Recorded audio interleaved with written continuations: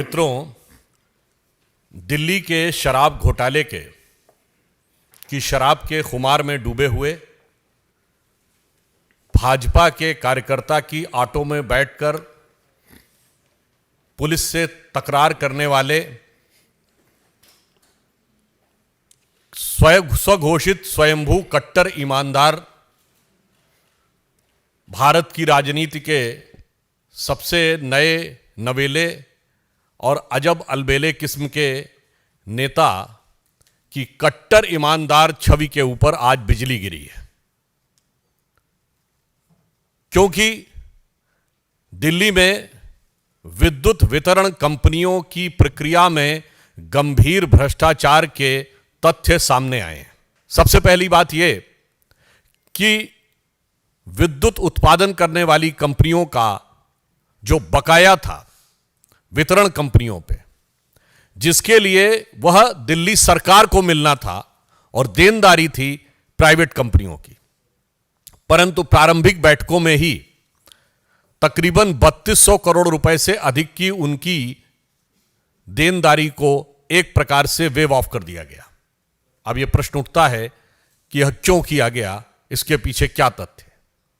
दूसरा, दिल्ली के नागरिकों को जो छूट देने की बात कही गई, सब्सिडी देने की बात, वो ईमानदारी से पारदर्शिता के साथ क्यों नहीं की गई, जिस प्रकार से केंद्र सरकार दे रही है और दिल्ली में भी एलपीजी की सब्सिडी मिल रही है, अर्थात डायरेक्ट बेनिफिट ट्रांसफर के द्वारा क्यों नहीं दी गई, उसमें बीच में बिचौलियों को क्यों लाया गया। जो उनका ड्यू था उसको कहा गया कि आप सब्सिडी में से एडजस्ट कर लीजिए। इसका अर्थ यह हुआ कि जनता को सब्सिडी देना नहीं था, उस माध्यम से अपने कुछ लोगों को लाभ पहुंचाना उनका मकसद था।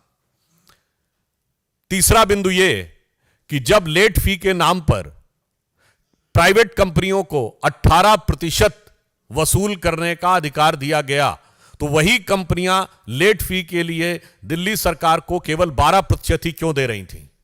यह 6% का मुनाफा कहां जा रहा था, और एक अनुमान के अनुसार पिछले कुछ वर्षों में मिलाकर इससे 8000 करोड़ रुपए से अधिक का लाभ उनको प्राप्त हुआ। तो मानी हुई बात है, यह पैसा कहां गया और किसने इसको किस रूप में यूज किया। क्योंकि पुनः मैं कह रहा हूं, जनता से 18%, सरकार को डिपॉजिट 12%, यह बीच में 6% कहां जा रहा है। और अगला पॉइंट उससे भी अधिक महत्वपूर्ण है कि ये जो डिस्कॉम्स होती थी, यानी विद्युत वितरण कंपनियां, इनके बोर्ड में सरकारी अधिकारी नामित होते थे। उसकी बजाय पहली बार आम आदमी पार्टी ने अपनी पार्टी के 2 पदाधिकारियों और अपने सांसद के एक बेटे को नामित किया। इस विषय पर हम उनसे साफ पूछना चाहते हैं कि राजनीतिक व्यक्तियों को डिस्कॉम के बोर्ड पर नियुक्ति करने के पीछे उनका क्या उद्देश्य था। क्या यही उद्देश्य था कि यह सब जो प्रक्रिया थी ये होती रहे।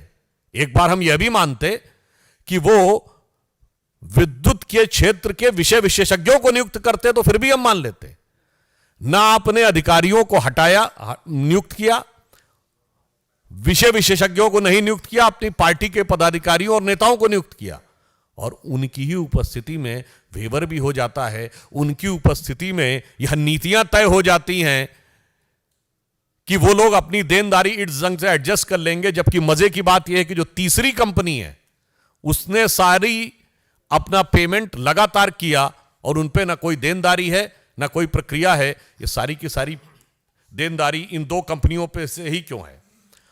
और अंतिम बिंदु ये हम याद दिलाना चाहते हैं, ये तो वही केजरीवाल जी थे। वैसे तो हर पुरानी बात वो भुलाते झुटलाते चले जा रहे हैं, मगर उन्होंने ही तो कहा था शीला दीक्षित जी की सरकार के समय कि इसमें बड़ा भारी घोटाला हुआ है, हम आएंगे तो यह रिलायंस पावर जो अनिल अंबानी जी की कंपनी है, इसके विरुद्ध कार्रवाई करेंगे, इसको हम करके दूसरी कंपनियों को देंगे।